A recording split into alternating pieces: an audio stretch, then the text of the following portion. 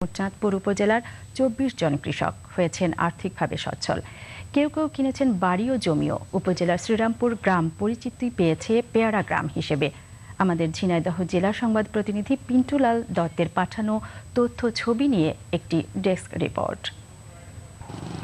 ঝিনাইদহ জেলার কোটচাঁদপুর উপজেলার শ্রীরামপুর গ্রামে ২০১৩ সালে এসসিডিবি প্রকল্পের আওতায় ২৪ জন কৃষকের মাঝে কৃষি বিভাগের পক্ষ থেকে থাই জাতের পেয়ারার চারা বিতরণ করা হয়। অধিক ফলনশীল থাই জাতের পেয়ারার বাগান করে এ এলাকায় বেশ সাড়া জাগিয়েছেন এইসব কৃষক। এ জনপদে এ জাতের পেয়ারা বাগানে বাম্পার ফলন হওয়ায় বাগান মালিকেরা ভীষণ খুশি। দেখতে গোলাকার সবুজ থাই পেয়ারার প্রতিটি ওজন ২০০ থেকে ৫০০ গ্রাম। বাজারে দাম ভালো পাওয়ার সাথে সাথে ফলন বাম্পার হওয়ায় অনেকেই আগ্রহী হচ্ছেন এই পেয়ারা চাষে। পেয়ারা ৩০ শতক জমিতে আমি লাগাইছি ৯৫টা চারা।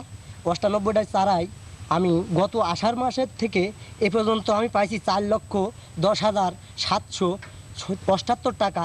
এখন সামনে যে আমার বাগানে যে পেয়ারা আছে আমি আশা করতে পারছি যে অবশ্যই ৫ লক্ষ টাকা হবে। এটা চাষ করার পরে আমরা ৬ মাস পরে এটা ফল পাই এবং তার বাজার মূল্য এখন ১১০ টাকা, ১২০ টাকা, ৯০ টাকা।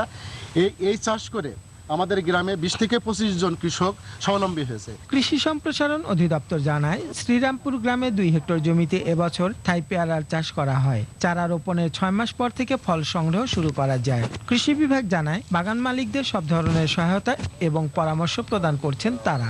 ২০১৩ সাল থেকে থাই পেয়ারা চাষ এই উপজেলায় শুরু হয়। তো বর্তমানে আমাদের এই কোটচাঁদপুর উপজেলায় প্রায় ২০০ হেক্টর জমিতে এই থাই পেয়ারার জাত চাষ হচ্ছে। ১ বিঘা জমিতে প্রায় ৫০,০০০ টাকা খরচ হয় এবং এর আয় প্রায় ২ লাখ টাকা এবং এই চাষে ব্যাপক কৃষকরা আগ্রহিত হচ্ছে।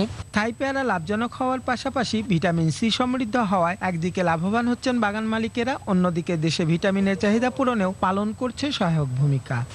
খালেদ মাসুদ, বাংলাদেশ টেলিভিশন। এবারে